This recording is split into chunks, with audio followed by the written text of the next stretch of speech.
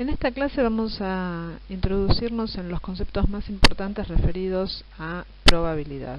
Recordemos, las clases anteriores estuvimos trabajando sobre distintas herramientas que nos permiten describir un conjunto de datos, particularmente un conjunto de datos obtenidos, por ejemplo, por muestreo.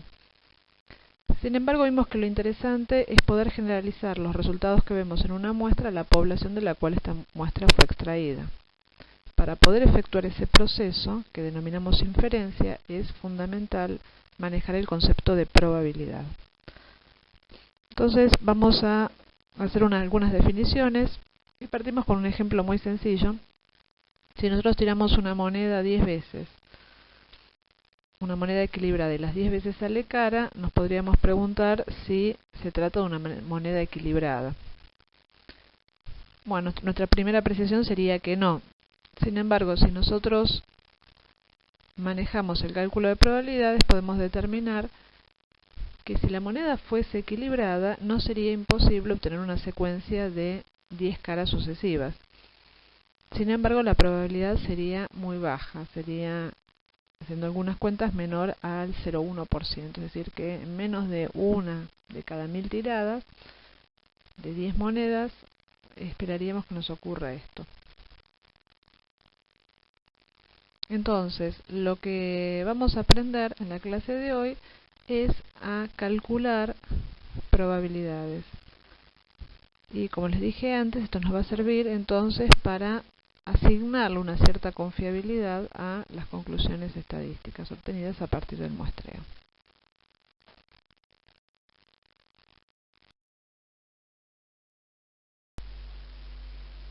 El primer paso entonces va a ser ponernos de acuerdo en algunas definiciones básicas en jerga estadística relativa a probabilidades. La primera definición es la del experimento aleatorio o ensayo. Definimos un experimento aleatorio como un proceso cuyo resultado es incierto, es decir, aparece el concepto de incertidumbre. En teoría, un experimento aleatorio puede ser repetido una cantidad indefinida de veces en condiciones similares. Ahora bien, cada vez que nosotros repetimos el experimento, podemos saber cuáles son las posibles respuestas, los resultados de ese experimento, toda la gama de resultados posibles, pero lo que no podemos es predecir con exactitud cuál va a ser el resultado de una repetición en particular. Y a medida que vamos incrementando la cantidad de repeticiones, lo que vemos es que si bien al principio no necesariamente vamos a observar una tendencia, a medida que la cantidad de repeticiones aumenta, vamos viendo una cierta tendencia, una cierta regularidad en los resultados. Algunos ejemplos de experimentos aleatorios: tirar una moneda, arrojar un dado, tratar un paciente con una nueva droga o medir el diámetro a la altura del pecho de un árbol.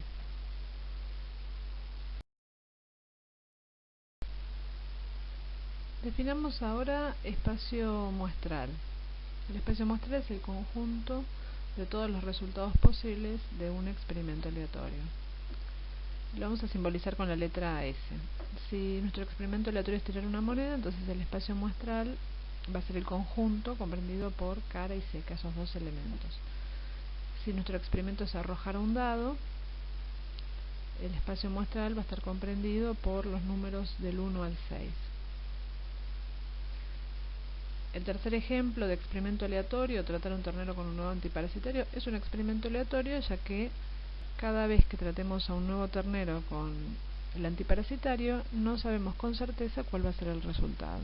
Y podríamos, de una forma muy sencilla, catalogar los resultados posibles en tres opciones, que serían que mejora, que permanece igual o que empeora.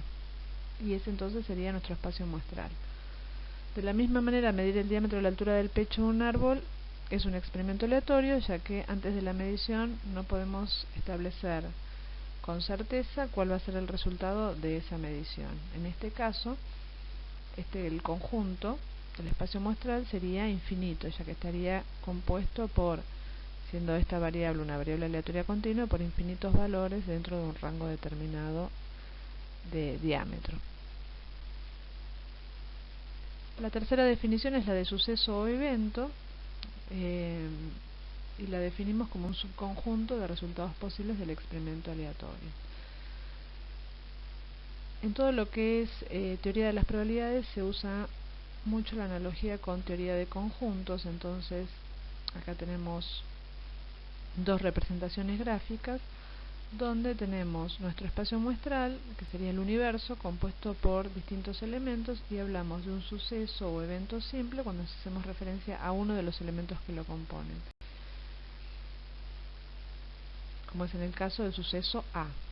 En cambio, el suceso B es un suceso compuesto, ya que está formado por más de un elemento simple del espacio muestral.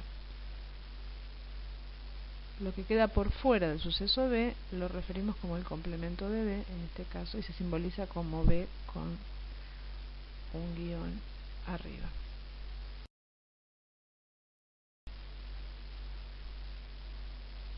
Vamos a ver un ejemplo de estas definiciones.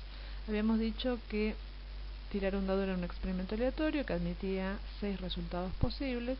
Entonces, los eventos simples correspondientes a este experimento son estos 6 números, del 1 al 6. Eventos compuestos podrían ser, por ejemplo, el evento A, que es obtener un número impar. En ese caso, marcamos entonces el subconjunto A, que va a estar compuesto por 3 elementos, el 1, el 3 y el 5. Otro evento compuesto posible sería obtener un número mayor a 2. En ese caso, el subconjunto B, que también corresponde a un evento compuesto, estaría formado por 4 elementos, que serían el 3, el 4, el 5 y el 6.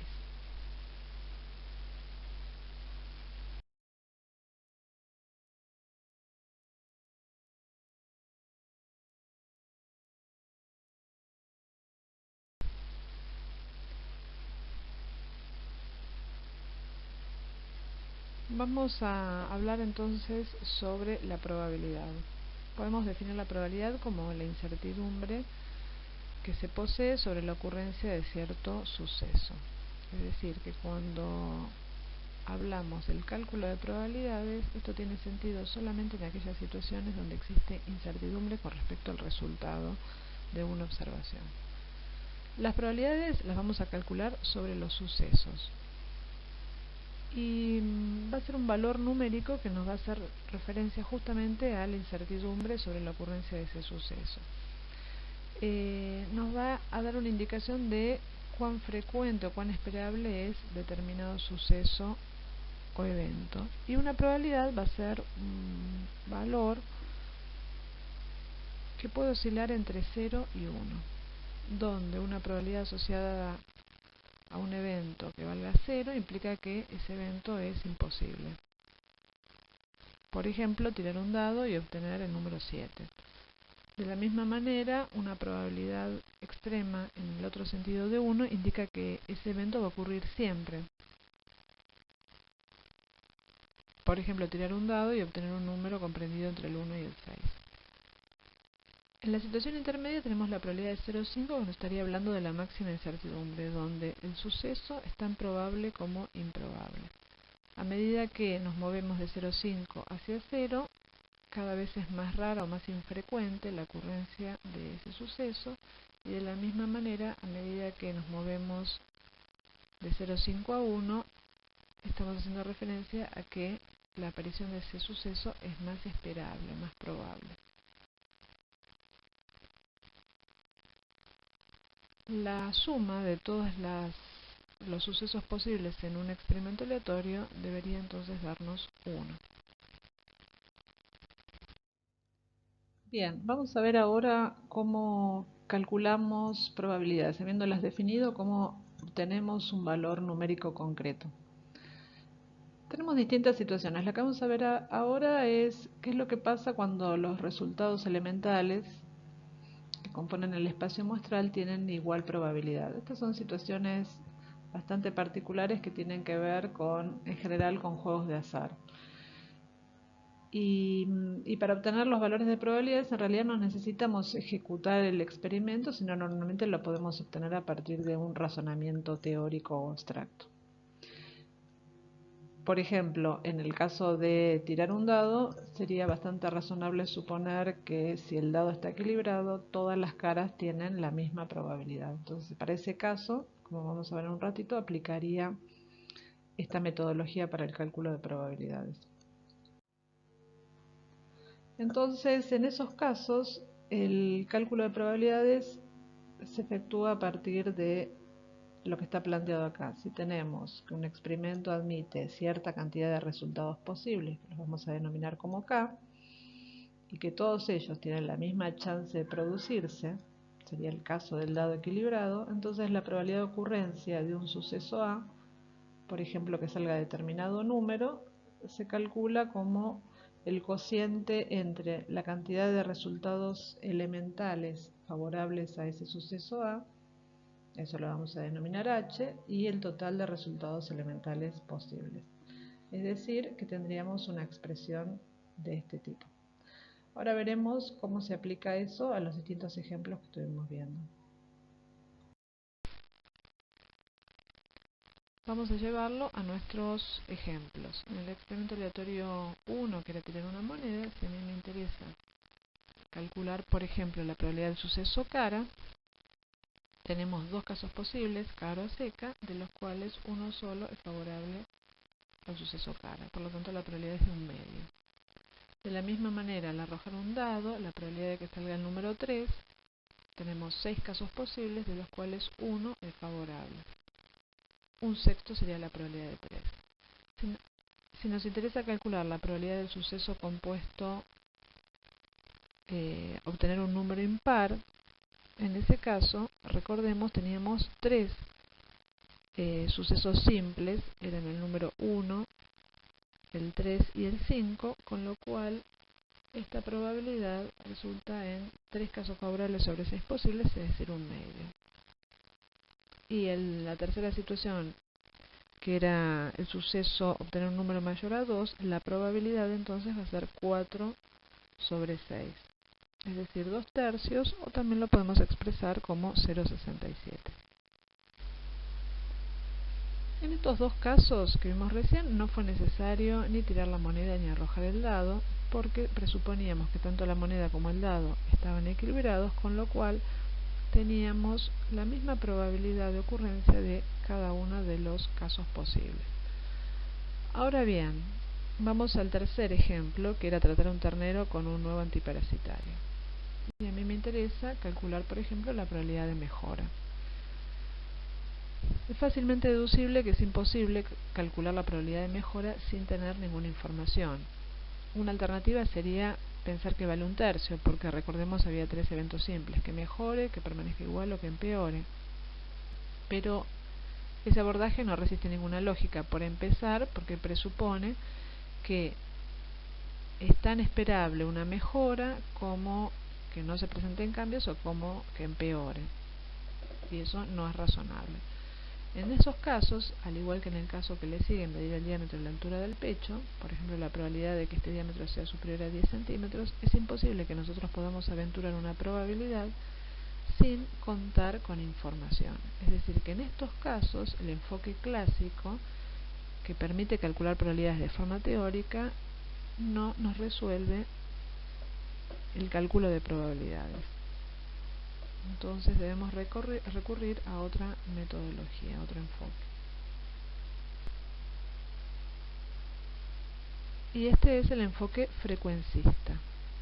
En este caso, las probabilidades se calculan a partir de información, es decir, a partir de la realización de gran cantidad de repeticiones del experimento aleatorio. Por eso se dice que son a posteriori. No las podemos calcular si no tenemos previamente datos.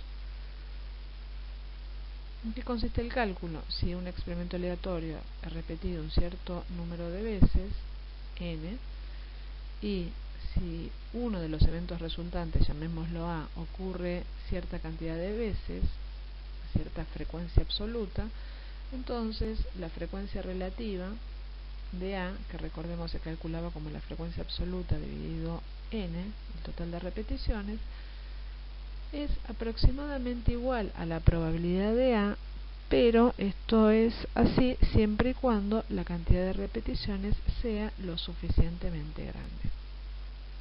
en fórmulas sería esto. La probabilidad de A no es igual a la frecuencia relativa de A, sino que la probabilidad de A converge a la frecuencia relativa de un suceso converge a la probabilidad cuando el n tiende a infinito.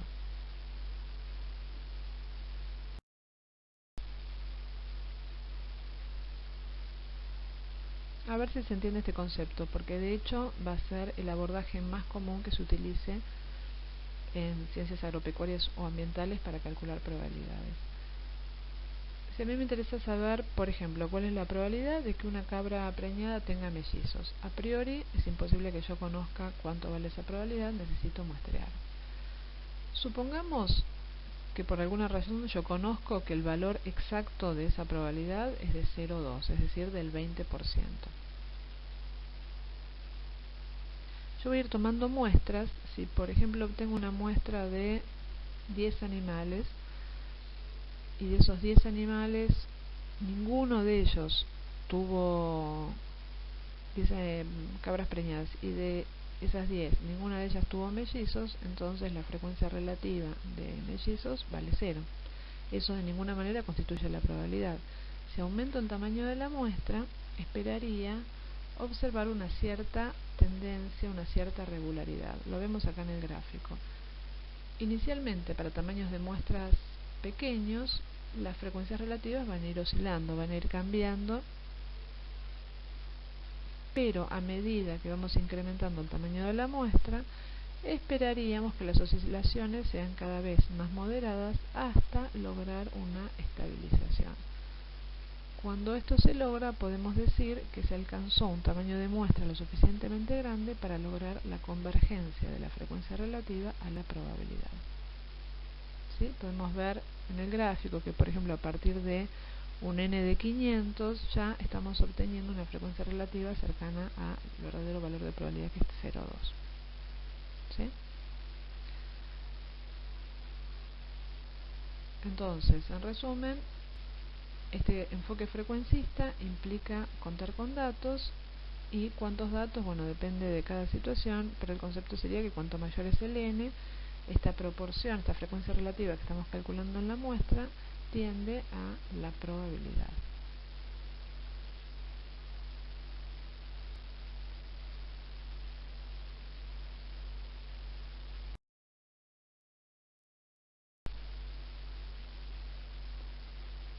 Podemos resumir entonces lo que se sabe acerca de probabilidad más allá de su cálculo en algunos axiomas básicos. Y estos son, en primer lugar, que una probabilidad de un suceso cualquiera va a ser, el primer axioma nos dice, va a ser un número comprendido entre 0 y 1.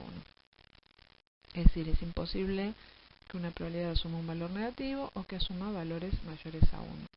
Es bastante común que se expresen las probabilidades como porcentajes. Técnicamente una probabilidad está entre 0 y 1. ¿Sí?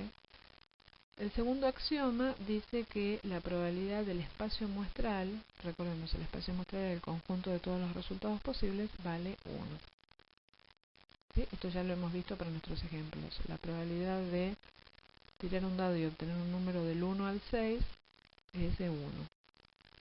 Y hay un tercer axioma que lo vamos a dejar para unas diapositivas más atrás cuando hablemos de operaciones con probabilidades. Entonces, ¿qué es lo que vamos a hacer? A cada elemento de nuestro espacio muestral, a cada uno de esos eventos, le vamos a asignar un valor numérico, una probabilidad, de manera tal que la suma de todas esas probabilidades debe ser igual a 1, y de esta manera obtenemos el espacio de probabilidades asociado a un dado experimento aleatorio.